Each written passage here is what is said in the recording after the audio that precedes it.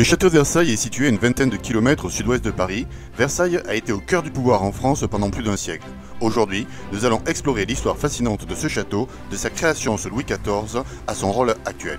Au départ, sous Louis XIII, Versailles n'est qu'un luxueux pavillon de chasse. Mais le Versailles qu'on connaît aujourd'hui, c'est d'abord le rêve de Louis XIV, le roi Soleil.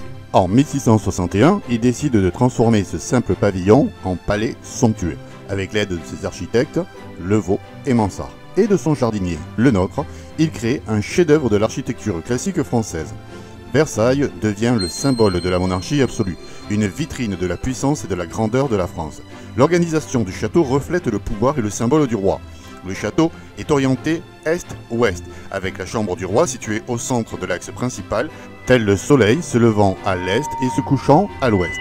Tout dans l'architecture de Versailles est conçu pour souligner la centralité et la grandeur du roi. Les vastes jardins à la française, avec leurs parterres géométriques, leurs fontaines et leurs sculptures, reflètent l'ordre et la maîtrise de la nature, symbole du contrôle absolu du roi sur son royaume. La galerie des glaces, avec ses miroirs et ses lustres scintillants, est conçue pour impressionner les visiteurs et montrer la richesse de la cour française. À son apogée, Versailles est le théâtre d'une vie de cour très codifiée. Les nobles quittent leur terre féodale pour venir vivre près du roi, espérant obtenir des faveurs et des charges prestigieuses. Ce mouvement est une stratégie politique de Louis XIV pour mieux contrôler la noblesse. En les rapprochant de lui, il les éloigne de leur base de pouvoir local, réduisant ainsi leur capacité à conspirer contre lui. Il centralise de fait le pouvoir à Versailles.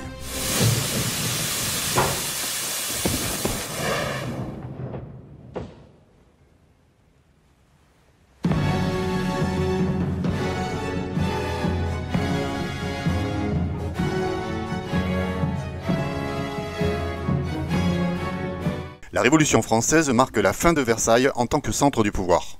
En 1789, Louis XVI et Marie-Antoinette sont contraints de quitter le château pour s'installer brièvement à Paris. Ah,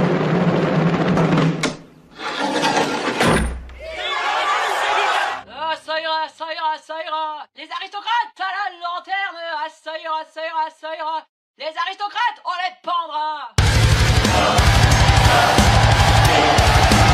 Le palais se retrouve presque abandonné et pillé. Il faut attendre le 19e siècle pour que Versailles retrouve un semblant de splendeur. Napoléon utilisera le château pour quelques réunions officielles et réceptions d'État. Mais c'est grâce à des restaurations et à l'action de figures comme Louis-Philippe que Versailles va renaître. Le roi des Français va transformer le château en musée dédié à toutes les gloires de la France. Il va donc rendre symboliquement le château aux citoyens. En 1871, la Galerie des Glaces voit la proclamation de l'Empire allemand après la défaite française de 1870. Et en 1919, elle accueille la signature du traité de Versailles mettant fin à la Première Guerre mondiale. Le château devient un lieu symbolique pour proclamer sa puissance. Aujourd'hui, le château de Versailles est un des monuments les plus visités au monde. Classé au patrimoine mondial de l'UNESCO, il accueille environ 10 millions de visiteurs chaque année. Le château et ses jardins ont été restaurés pour retrouver leur splendeur d'antan. Le château de Versailles est un des rares éléments du patrimoine français qui a un budget positif. D'après le rapport annuel de l'établissement public du château de Versailles et un article du journal Les Échos, les recettes viennent d'abord de la billetterie. Les entrées représentent à peu près 60% des revenus. Les revenus générés par les boutiques et les produits dérivés représentent eux environ 10% du budget annuel du château.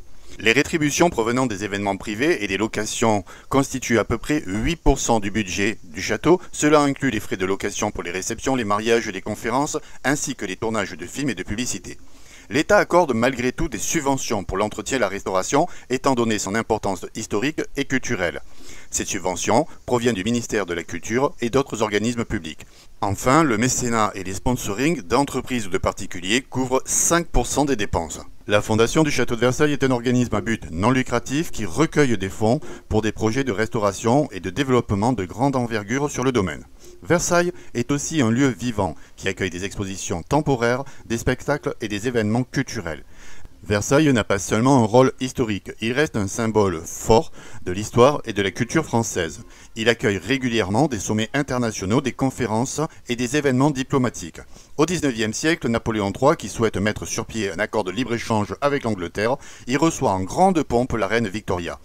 Depuis, chaque fois que la France veut accueillir un hôte de marque, Versailles est l'outil idéal du soft power à la française. les murs du château voient défiler les têtes couronnées du monde entier.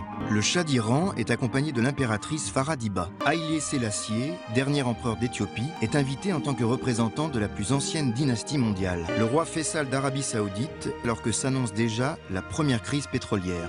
Rois et reines sont des invités évidents à Versailles, qui se fondent dans ce décor fait pour eux. Ils apportent la part de rêve qui fait défaut au rite démocratique de la République française. Leurs visites sont des opérations de charme qui révèlent aussi les enjeux de chaque époque. La reine Elisabeth détient le record des visites. En 1972, la reine a 46 ans. Sa visite est l'ultime étape d'un long processus diplomatique. La Grande-Bretagne va enfin rejoindre le marché commun européen après que le général de Gaulle lui ait par 2 fois opposé son veto.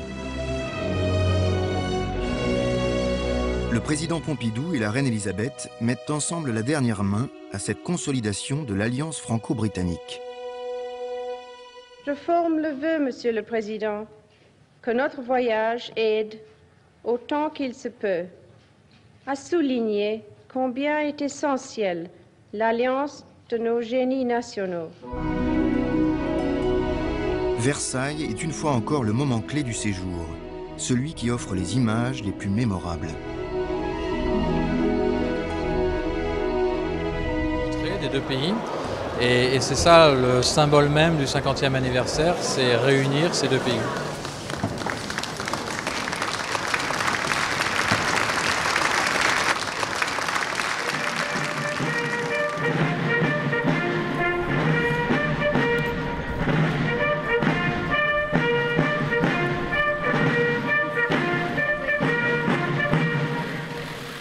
Les deux hommes sont souriants. Versailles reste aussi un lieu politique. Lors des événements de la Commune de Paris en 1870, le château est même redevenu le centre du pouvoir national. Depuis 1958, le château abrite également le congrès du Parlement français où se déroulent les séances solennelles de la Ve République.